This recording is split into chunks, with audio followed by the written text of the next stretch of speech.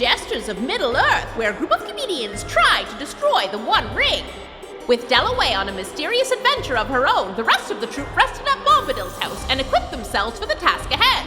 Tolkien gave Tyler a broken sword, Guy had the forethought to ask for food and water, and Adam dressed himself in an improvised hat and poorly constructed toga.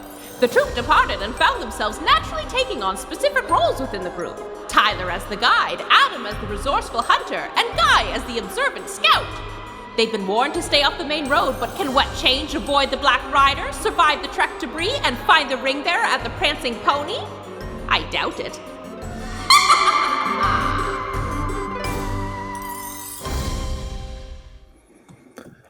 Hello! Hi, everybody! Yay! It's Jester Day. The day is Wednesday. That is the day of Jester Day. Hi, everyone. True. Greetings. Welcome back to Jesters of Middle-earth, our mini-series coming in hot to more adventures in our weird land of Middle-earth. We've got some bullshit afoot, and I'm very excited to get back to it with all of you. How are y'all doing tonight? Great. Good. I read good. Lord of the Rings, and on the back for the description, it just said bullshit afoot. Yeah, and the like little hairy feet. That's right. What's afoot? So where we last left off, adventurers, you'd found your way to Tom Bombadil's house, and upon entering, you discovered that he was secretly J.R.R. Tolkien, writer of The Lord of the Rings. After a myriad interruptions, you managed to learn that something is awry in Middle-earth. The story of The Lord of the Rings is not proceeding as planned, not proceeding as written. And as a result, things are getting a little bit weird. Things are getting a little more sweary, a little more violent, a little more strange. And Tolkien has revealed to you that the only way home is to help the ringbearer take the ring to Mordor and destroy it, thus fixing the story, landing the ending, letting the cycle reset correctly, and returning to your homes. If you fail to do this, the story will go off the rails, and Middle-earth will fall into darkness that its residents and you shall never escape from. You considered murder robbing him for a bit, and then instead had a snooze. Yeah, Tyler's objecting, but that's fine. We had a little snooze. In the night, you had some spooky dreams. You rifled through the guest room to get a toga and some hats. There are still no pants except for Tyler. The mist provided Guy with some sick Witcher boots, so he's rocking those now. Del was sent by the River Daughter, Goldberry, on a quest, or not sent, but was ushered on her way as a calling summoned her away. So she's escaped off into the night, which has been of great concern to all of you, because what the hell? Where did Del go? Is she okay? She was our ride home. So she's off on a mysterious quest. You have all slept the evening and are departing from Underhill, the home of, not Underhill, where the fuck? Yeah, Underhill. They use that word a lot in these books. You were leaving Tom Bombadil's house, Underhill, and you're setting out on your first journey. Tyler was also gifted a bag of a broken sword, which is the best Tom Bombadil could do, because he used most of his magic bringing you in. And unfortunately, now that you're here, he can't interfere too much, lest everything go off the rails, to the point that he has to pretend to be Tom Bombadil around his wife at all times, or else reality starts to bend and break. So that is where we left off. We had just sat down to make some rolls. I will cop to all of you that I had a better read on the journey system, and I will be reaffirming what we're doing off the top of this episode to just make sure we're all on the same page. But that's the joy of learning these systems as we go. So we'll get back underway. The one thing I would ask of all of you is, do you remember who is doing what? I know that Guy was our scout. Tyler, I believe you were our guide. Is that correct? I thought Adam was the guide, or do you remember something different for yourself, Adam? I think because J.R.R. Tolkien told you the stuff. We made you the guide, and I think I was in charge of the things. You were holding stuff. Okay. Yeah, like I have whiskey and I think a bunch of like bread and stuff in a pillowcase. Okay. Yeah. Got it. Okay. I'll do guide duty. And I have a water skin and trail mix. You But have health guard and a tech deck. Yeah. Great. One pizza in my shoe. I will go over those rolls just off the top of the episode, as well as the journey rules, and we'll get into some weird new mechanics. But that is it for our recap. Do any of you have any questions before we kick off? Let's do it, boss. Rock and roll. Well, with all that said, I believe it is time we return to Middle Earth.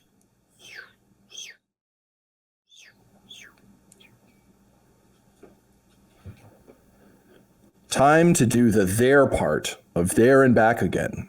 As Jesters, you begin your very first journey in Middle Earth. Now, as anyone who has watched the big sweeping vistas of the films will remember, in Listener Town, not in Jester's Town, because none of you know about these movies, or anyone who's read the 98 chapters of people walking in the 100-chapter book that is Lord of the Rings, you'll know that Middle Earth is full of journeys, and happily, Adventures in Middle Earth has taken this into account by including something called the journey phase.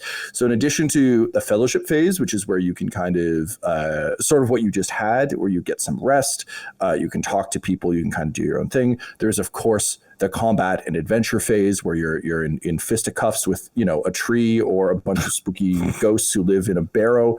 But there's also the journey phase, which is where you set out on a quest. What I particularly like about this is it's a bunch of rolling on tables, but it condenses a big quest journey piece into something that's a little more manageable, that feels kind of like an encounter rather than we walk 20 feet, we rest, we set up a tent, someone keeps watch, like that kind of system. So that's what we're going to be playing with.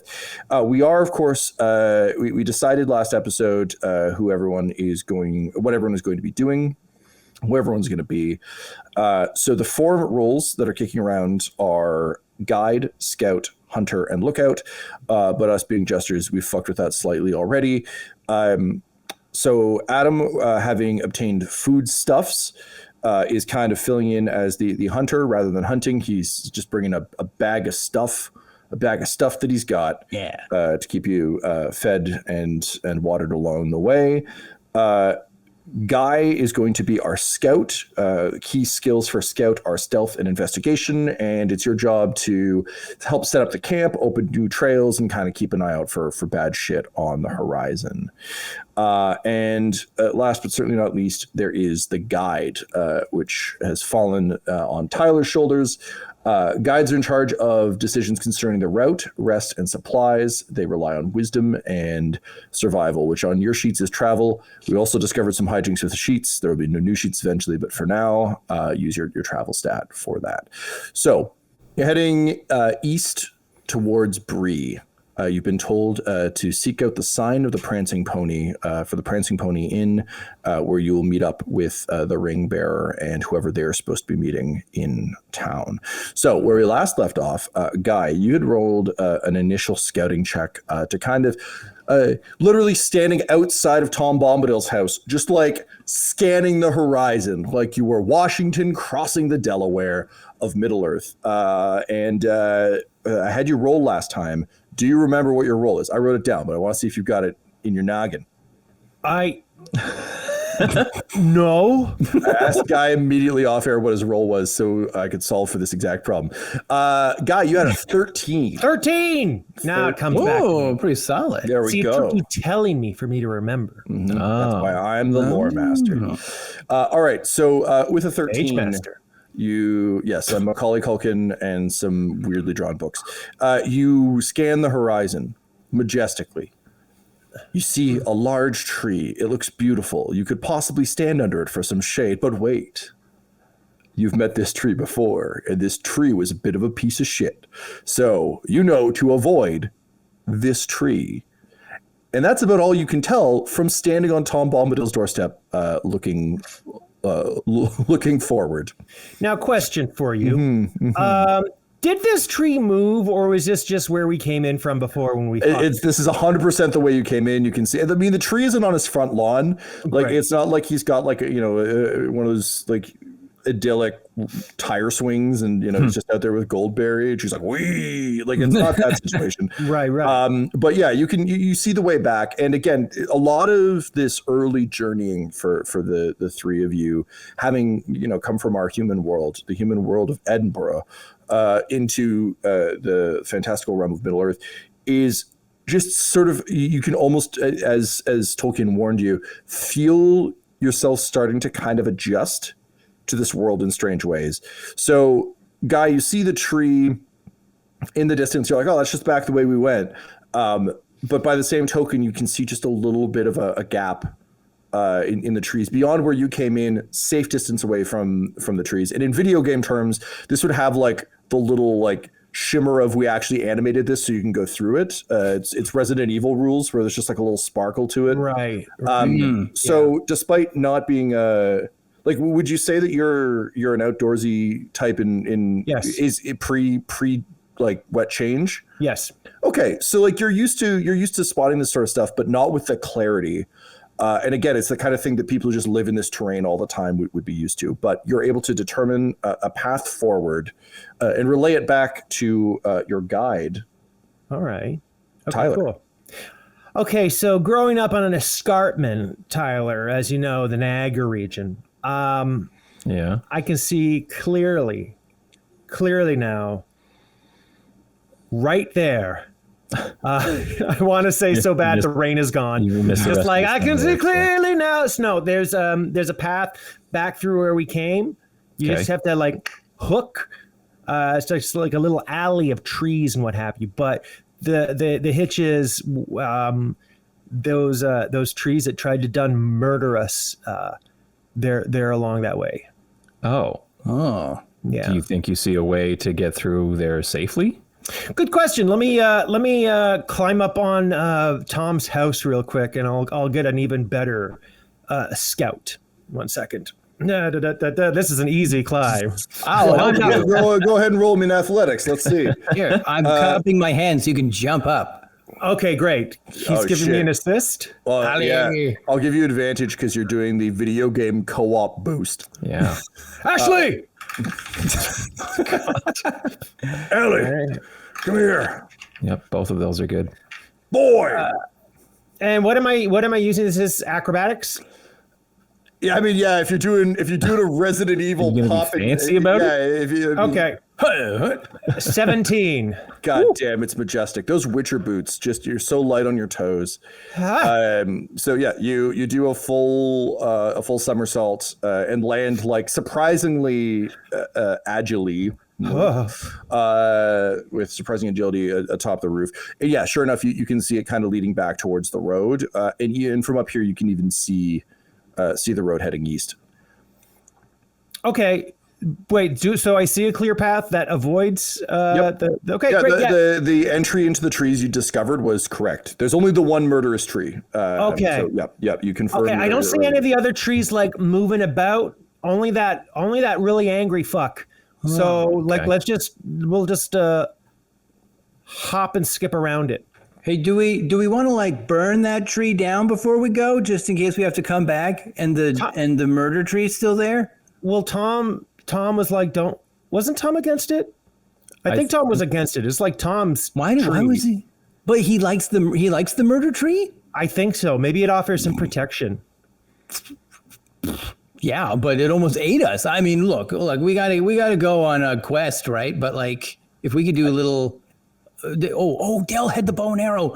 Ooh, see, I was gonna say, if I had it, we could make like fire arrows and just like pop, pop, pop, burn the tree down from a safe distance. But then it could possibly set all the other trees on fire, couldn't it? And like kill Tom and. Well, you're up there. How close is it to other trees? Tom. Are you calling for right, DM? he's Tom, or gone, you he's shouting gone. down the chimney? Right, He he's does not gone. respond. Yeah, he's back inside his house. All right. Let me give another little looky to perceive this. Well, I mean, do you think it would Oh, just that's be... the 19. Never mind. Yeah, It's not. It's not super close to other trees. It's just down by the water, being a tree. Yeah, it's not super close. I mean, it's by the river, so.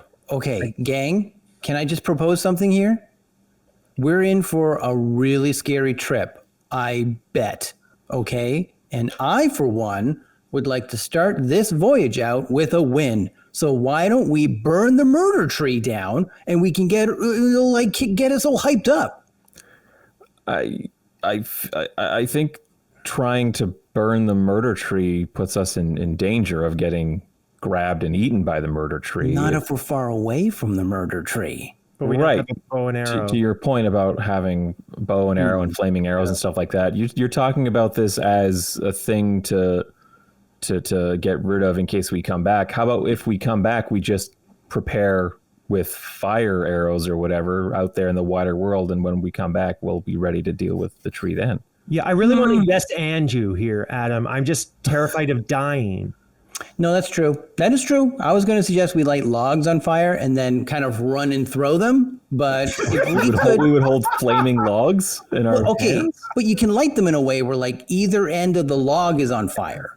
So then the middle is cool. And so if you kind of hold it like that over your head, you could then launch it in the tree. You'd only need like one well-placed log. It's quite cool. Yeah.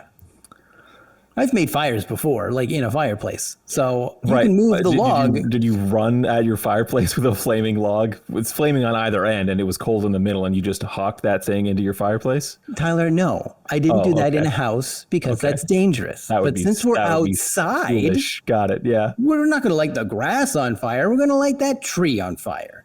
I gotta say, Adam, I'm sorry. I don't see it. I see it going wrong more than it goes right. That's fine. Hey, I like Tyler's idea of going to find better fire weapons and then burning it down. But can we all agree we should eventually burn the tree down? That's a compromise I agree with. Yeah, let's burn it down after we are well prepared. Right.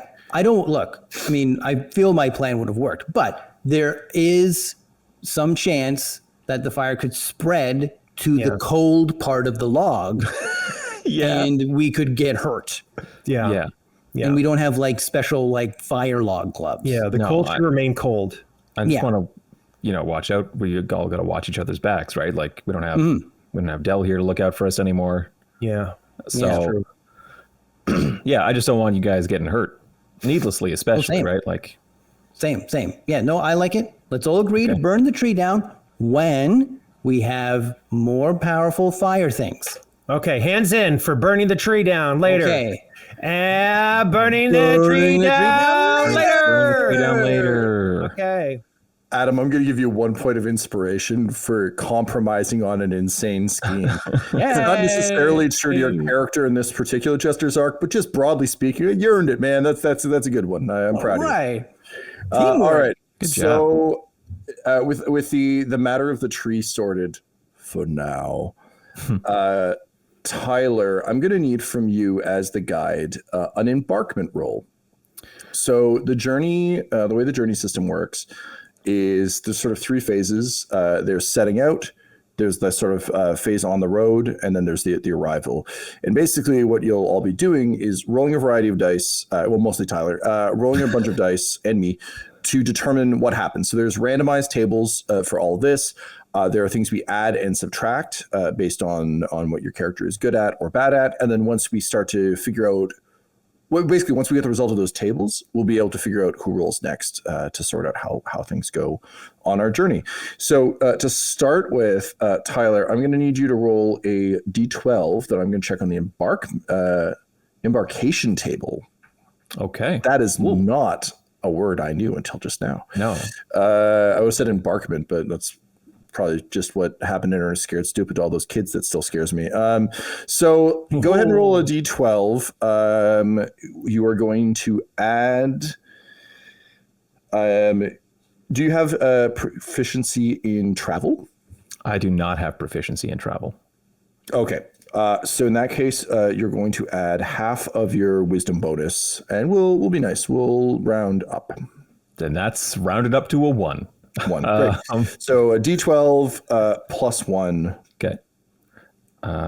embarkation, based on vibes alone, sounds like what we were planning to do to that tree. So that's a 3 on the die plus 1 for 4. Because you kill the bark. Yeah. Now I get it. First you kill the bark, then you kill the tree. Then you go on vacation. Yes.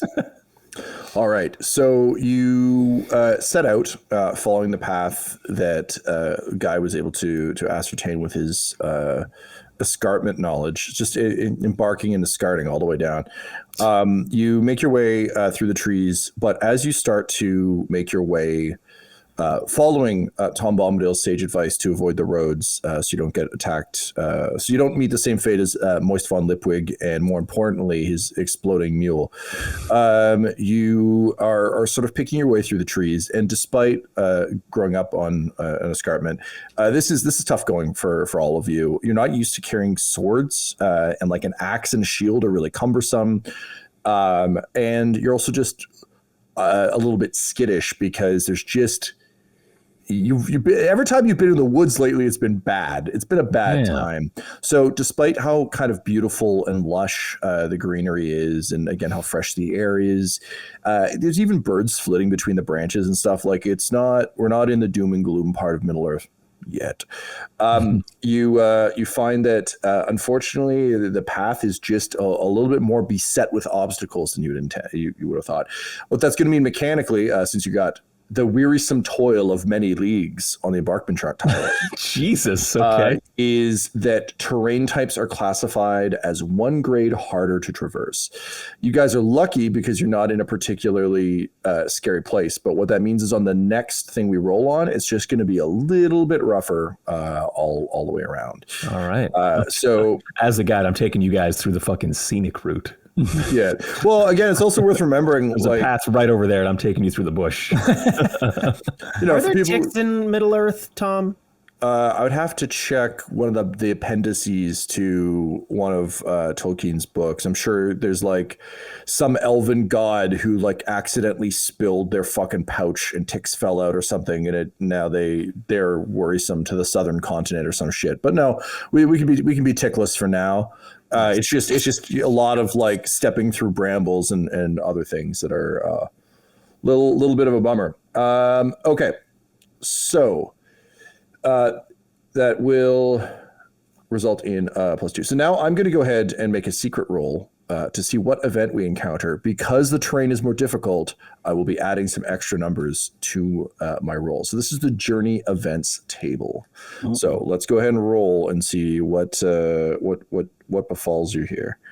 All right. Oh, this isn't ideal. Okay. So you're making your way along the path, and you haven't seen anyone since you left. You haven't seen any other humans since Moist von Lipwig. But as you're kind of making your way through the branches and things, Guy, can you roll a perception check, please? As you got it, dog. Scout. Okay, that is not good. That's an 8. Mm-hmm. Mm-hmm. Mm-hmm. I put the dagger up to my head again just to look. This cuts out the light and only the light. Okay. And yeah, okay, great. So with that, you are kind of like, breaking your way through the branches and other things. You start to hear some rustling on the road ahead, and small kind of high voices muttering just sort of in the distance. Unfortunately, Guy failed his check, so you don't discover this so early that you can plan a surprise round. However, you have not yet been spotted. So if you want to try and sneak past them, I'm going to need stealth from each of you. Or if you want to, spring and attack on this band. You can through the trees because they're relatively close. You can see an odd sort of seemingly horseless wagon. Like to you guys, it kind of looks like when people get caught in the rain and they throw like newspapers over their heads in like a 1950s thing, because now I think people just complain louder. But it seems to be a small grouping holding just kind of like a weird, poorly stitched leather sheet above their heads, moving along, and you can see a small figure kind of crawling along the ground with them. There's a flash of green, sort of as they move their way down, and you hear one of them just say, "Ow, ow, ow! Hold that a bit further forward, Dita. I require more coverage, lest it burn. Owie, owie! Ugh, what terrible traveling conditions for us goblins." What are our weaknesses again? Well, let me tell you. So I'm going to need a stealth check from all three of you, please. But Adam, I'm going to give you disadvantage because you broke out laughing when the goblin said goblins aloud. I'm going to take that as canon. Oh, man. And I'm just carrying a whole big old bag of bread, and that's just, hitting each other and making bread noises. Oh, yeah. How old is that bread? Yeah, it's like rocks. That's stealth is -1. Oh, boy. Oh, man. I'm a 12. And this is disadvantage? Yeah, because you're trying not to laugh. Oh, man. And I'm using my old cake pan here, so that's going to make it even worse. Yeah, Adam is rolling in a cake pan because he doesn't have his dice tower in his current So lodgings. funny to me. Yeah. Well, with a -1, my total is 10. Wow. Well, that there is going to be a big problem after this ad break. Oh, man. Why? Well, you didn't roll particularly well. So as you're trying to maintain your cover, Adam lets out an unfortunate giggle at the goblin's name, and those bread are just clacking together, just a bag full of clacky bread. And you hear the goblin stop, say, "Uh-oh, shit, get your knives." So the goblins haven't moved yet. They haven't quite seen you. They know you're around. You're not going to get a surprise round, but you do have a moment to kind of plan and act. What do you do? let's get out of here. Let's get the fuck out of here. They said get knives. Yeah, knives. How many are there? How many goblins are there? Well, you can see 2 at least, and then there's clearly someone holding up the back of this tarp thing, but you can't see that deep into the tarp because it's really shady under there. Oh, there could be like 20 things in there. Like, let's get the fuck out of here. I'm climbing up the tree. No. There's a tree nearby, right? Run Go ahead away. and roll. Yeah, you're still in the trees. Go ahead and roll athletics, please, guy. Oh, athletics. Oh, athletics. Okay. 17. 17. Okay, yeah, you scurry right up that tree. You're surprisingly adept at it. Just, again, escarpment powers on full display. And you know what? The boots, surprisingly good for climbing. Now, are you going to use your little finger nubs to try and grab the other guys? Just like grab their rib cages and gesture them towards the tree like episode 1, or are you going to gesture? You're going to use your mouth voice. Yeah, I ran up the tree and I'm just Wow. like snapping a little bit, pointing down, making eye contact as best I can, thinking they can see my eyes or possibly hear them. They know we're here. Your eyes. They said to get the knives. Get out of the tree. Tyler and Adam, you guys had decided, I believe, to book it, to cheese it, to quote Bender. So as Guy is desperately pleading to you in Squirrel from the sounds of things, you both try and take off through the trees. Unfortunately, because of the embarkation roll, the terrain is really bad. So if you're going to try and take off through the trees, I'm going to need athletics from both of you at disadvantage. All right. Well, I have a question first. Yes. How many hard breads do I have in my bag? I mean, we established that Goldberry was like baking up a storm between architectural endeavors. So you know what? Adam, do you have a D6 handy? I do. Right. You have D6 plus 1 hard breads. Because we know there have to be at least 2. Right. 2. You have 2 hard breads. Just a pair of taiko drumsticks just clacking together. Yeah, no, I got to throw this back to you, Adam. Are these baguettes? Is it like a baguette and they're drumsticks. A French Oh, yeah. I think they're like baguettes. Yeah, So, just a couple of clackety-clack baguettes. how big are goblins? Bigger than a baguette.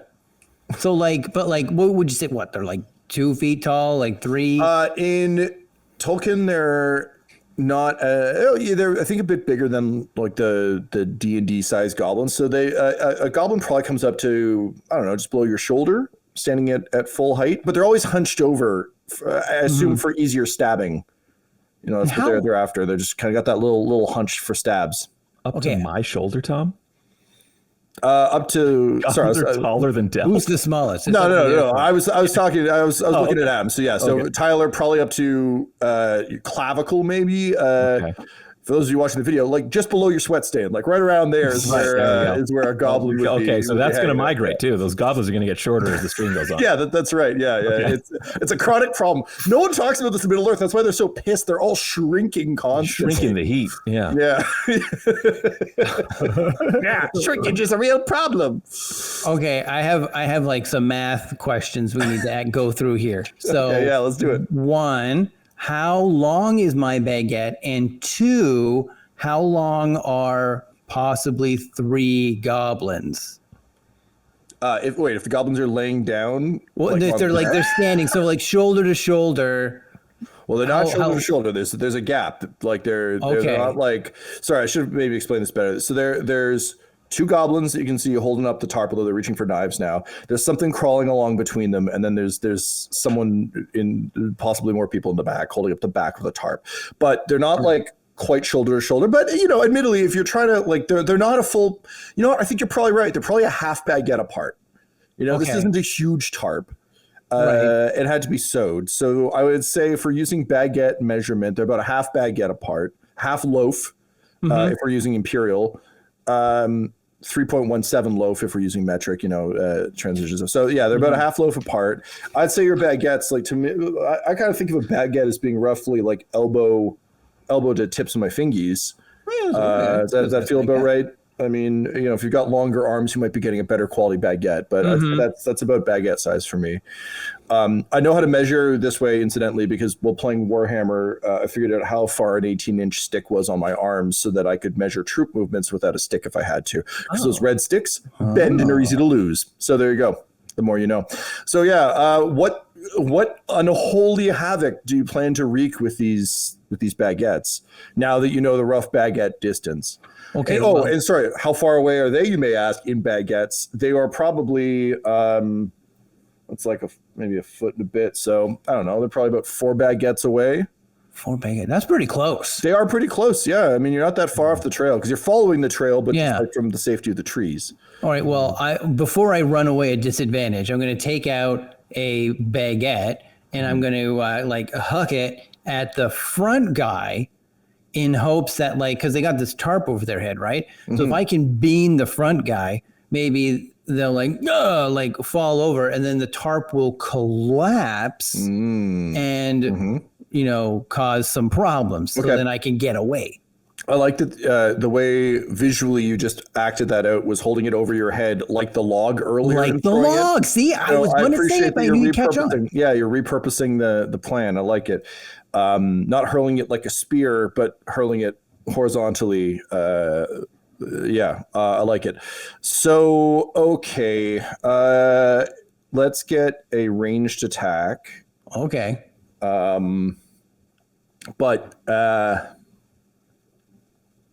you know what? I'll give this to you for athletics. This is like a strength. Okay. This is closer to a Highland game than it is to it's closer to log tossing than it is to like dexterous. You're not pitching a baseball. You're hurling a log. So okay. So let's go with we'll do an athletics check. Okay.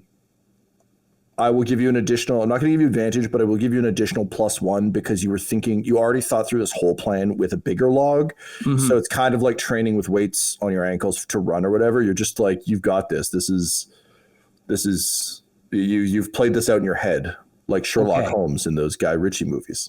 You know how. can I use an inspiration? I've got like 3. Can I use an inspiration to get advantage? You sure can. Yep. That's what it's all about. Ready to eat bread. All right. It sounds like a normal way to talk about having a meal. Turn them into friends. Get ready to eat bread, buddy. All right. I'm going to say that. I'm going to yell it at them. Get ready to eat bread. And I'm going to chuck it at the front guy. So, athletics, which is +4. Mm-hmm. I roll and add 1. So +5, right? Mm-hmm. He says, realizing the error of his ways. Oh, man. Stupid cake pan. 8. But Adam, you have advantage, so you get to roll twice. No, I rolled twice. Oh, no! Yeah, I rolled a 2 and a 3. Oh, get I a love muffin it. All tin, right. dude. This So is I gotta get a muffin tin. We're gonna get a bread tin. That's the thing. You've got a whole bread theme going now, and you're using a rival baked good. Anyway, you throw the bread. It immediately hits a branch and just like falls a few feet in front of you. Can I get it? I mean, you can try it. That's fine. It would mean not running away. But the lead goblin goes, "Yeah, there he is!" And hurls a dagger at you. What is your AC? Me? Oh man! All right. Bready or not, here it comes. wow. All right. 13. 13. Oh no! Oh, sorry. Armor class is 11. 11.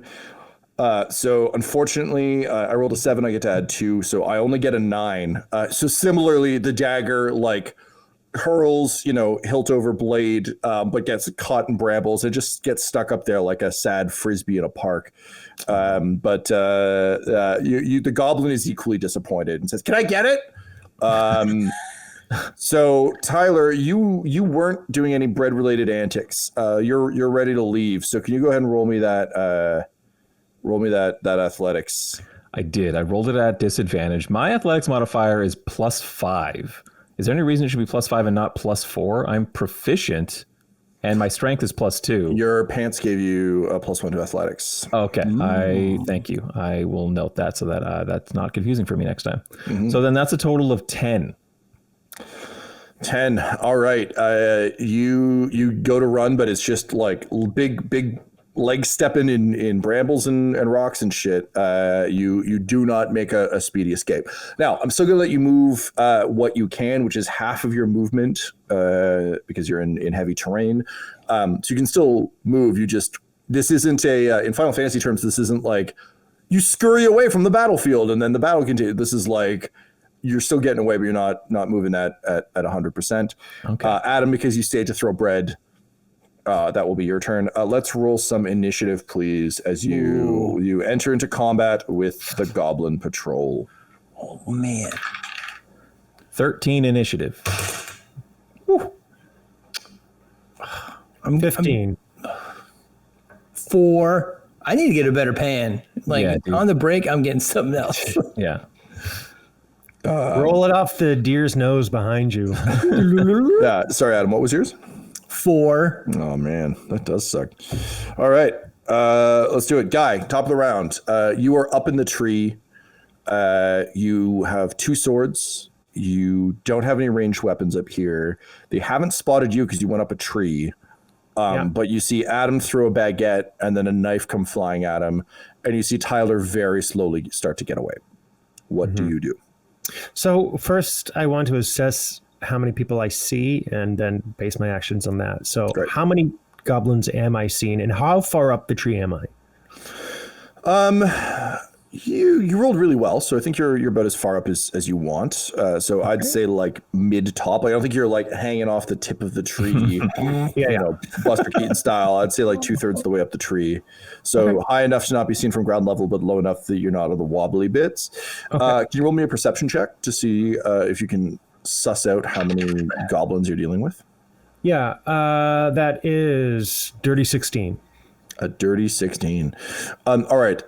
Now that you're up here, you can see that the back isn't held up evenly. It looks like a triangle. So it looks like 3 goblins and then whatever was scurrying about. Okay, and Okay, and so the one that threw the dagger was at the top, was at the front of this formation. Yeah. So Okay. it would be their front left, but they're not facing you. They're you're kind of looking at their side. So yeah, it was like the one to the furthest left of you. All right. And sorry, one last question. How close are they to the trajectory of my tree? Like, am I completely above them right now, like as they're passing by? You are. I will say you're not like right next to them. But if you're looking to Assassin's Creed your way down, a successful roll might get you there. An unsuccessful roll will have you falling through tree branches. No problem. Okay. So then what I'm going to do is I'm going to look at this tree. I want to see if there's any big, thick branches that I might be able to just like potentially drop on these guys from up here. Cool. Yeah. So, yeah, there's enough branches I think that you can try and break one off. I'm going to say I think that it'll take your action to break the branch off. The only other thing I want to flag for you is if you wanted to move closer, there are trees that are closer that might make this easier. So either you can spend your turn, like your action, breaking off a branch, or you can, I guess hypothetically, you could use your move to jump to the other tree and then break a branch off, and then you'd be ready to go next round. This seems like something that maybe a stronger guy would do who was not so fresh in this world. So I'm going to play it smart and conservative, and I don't see anything that's immediately able to be like broken, like a huge honking branch that only needs a little bit of like a push to go. Yep. Then I'm going to climb down this tree ever so gently, and then I'm going to move to the tree that's a tree that's closer to behind these guys. Because I want to be able to stealth my way behind them. Do you want to jump from tree to tree, or are you going to go down, move over, and climb up? Yeah, I'm going to go down to a long extending branch. It'll be a little bit of a jump, I would expect, but I'm not doing like Crouching Tiger, Hidden Dragon here. Yeah, I'm still going to do like... I got you. Yeah, you're doing Assassin's Creed 3, not Crouching Tiger, Hidden Dragon. I understand. So yeah, give me acrobatics, please. All right. Or athletics. You can pick which one you prefer. Acrobatics. Okay. Dirty 20. Guy, you leap majestically over the 2-foot gap between those two tree branches, land without a sound, and continue to scurry, getting into a far better position for you and a far worse position for the goblins. And now we're going to cut to an ad break. Woo! I'm getting a different paint.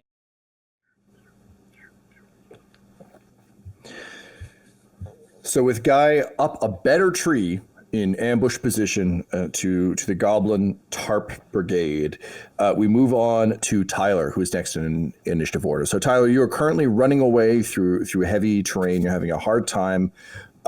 Behind you, you hear the clack of a missed baguette and some shouting from the goblins. You hear rustling in the trees above you. But otherwise, you're facing away and running. What do you do? I guess I'm continuing to run, given how difficult it is. I don't want to stop prematurely and turn around and get stabbed in the gut by a little knife-wielding maniac. So, yeah, we're going to keep running. All right. Let's get athletics from you, please. And that's a disadvantage still due to the terrain? Correct. Okay. So that'll be a natural 1. No. The deep temptation to add another murder tree just hanging out in these woods. Hey, man. It's strong. It's but it's as much your show as it is anyone else's. It's not canon. Unlike the baguette weapons, which are so famously Tolkien. All right, so a nat 1 as you run away. Yeah, Tyler, I'm going to say you don't move this round. Super. Just as you're getting tangled up in just like, brambles and midges. There's midges flying around your face. You're having to like wave your hands, getting in your mouth a little bit. It's real gross. No ticks, but Midgetown. Just generally just forest problems. Just having forest problems. However, I am also just to come in hot on that one. One of the things that happens with journeys is we can get levels of exhaustion, which works a little bit differently from D&D, but I'm going to give you one level of exhaustion for just like, I imagine the panic of trying to run through the woods and not get stabbed by a little maniac would be legitimately exhausting and terrifying. So yes, one level of exhaustion. What that means is you'll have disadvantage on ability checks until we're already there. This is fine. Net neutral. Net neutral rut-row. Okay, great. So that's where you are at. Cool. So yes, that is where you are living right now. Next up are the goblins. So the goblins are going to have to roll a check. It's not their strong skill. We're going to see rolling an intelligence save. They fail. So in a panic, the lead goblin who threw his dagger yells, "Death to them! We must search for the object!" And he throws off the tarp, pulling out a wicked-looking sword in its prime, but that is now kind of rusted and bent. And he like yells out a little goblin war cry, and immediately that war cry devolves into a scream of pain as he looks up into the sunlight, and it just goes, "Ow, shit, ow!" And he kind of covers his eyes with one arm, and proceeds to run into the trees at you, Adam. Unfortunately, the terrain is also really bad for these goblins. So I'm going to roll to see how he does. He gets a 4. So the goblin, again, it's like watching someone run into the water, just like running full tilt and then just hits brambles and things. But of course, they're like whipping his face. Also, midges in his mouth, midges for days. So he's got his bent sword and he's just like, and he just starts flailing his sword back and forth ineffectually in front of him, doing like Link from Zelda fighting noises, just be like, ha, yeah. But there's no one there. He hasn't even reached the bread. Is how poorly this guy did.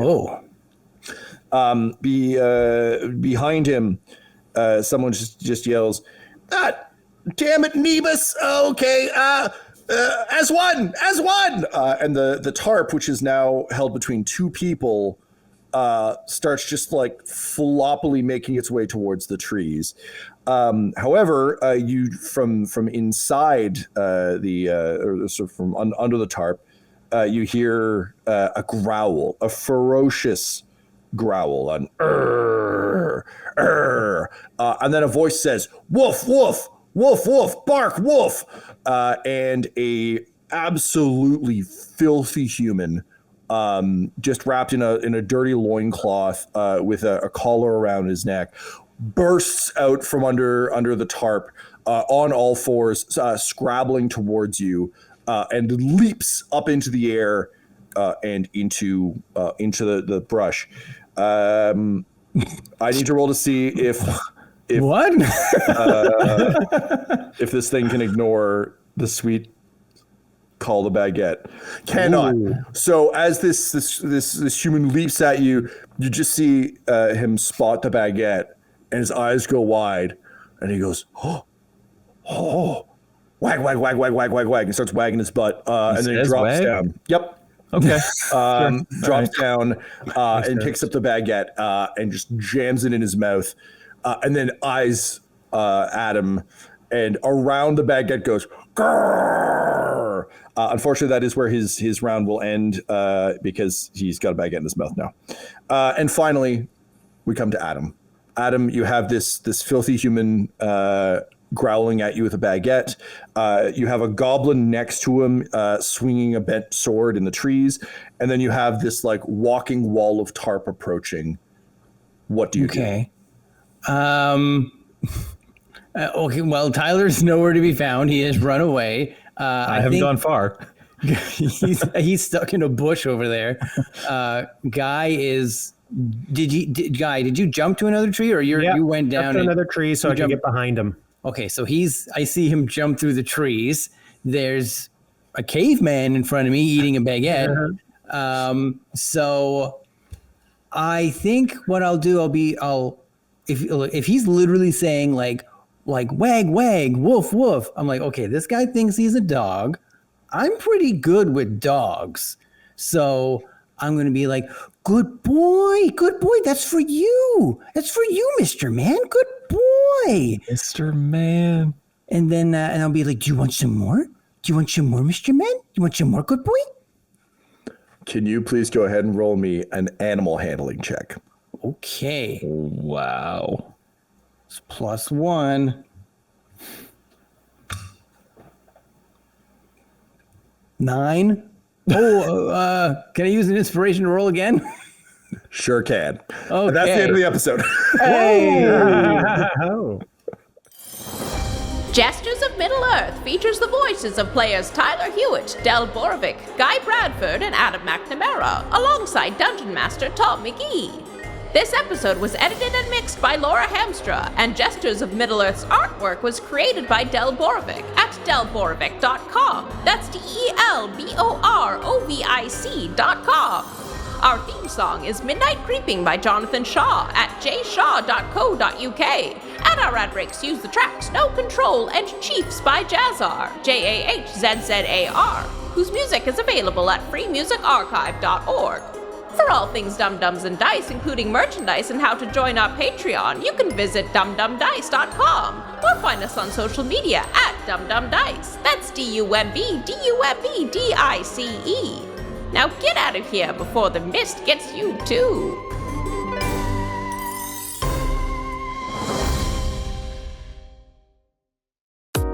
Dum-Dums and Dice has to give a special thank you to the supreme beings of our Patreon at this time: George Dolby, Gavin and Abby McDonald, Grandma Likes D&D, Alan, Stabby Stranger, Alarain Okapi, Madre de Gatos, Nithrian, Garbo Ape, Sam Schaefer, Waffle Marine, Dia de los Hoodless, Squishy Werewolf, Funky Head, Accent Therapeutic Services in Florence, Kentucky, Lael, Jordan Oliver, Richard Wright, Brittany Fenwick, Megan Werner, A Man Out of Time, Curtis at FingerTechRobotics.com, Panda24NN, Your Homeboy Bones, Ellis Hatch, Odigenous, Kai Koa, Squire Solaire, Sandy Sassy Pants, Amira Lockhart, James Molina, Nick Hemsing, Alex LaFountain, Mickey Blake, Seth Cambron, Corpse Knight Silver, Adamir 101,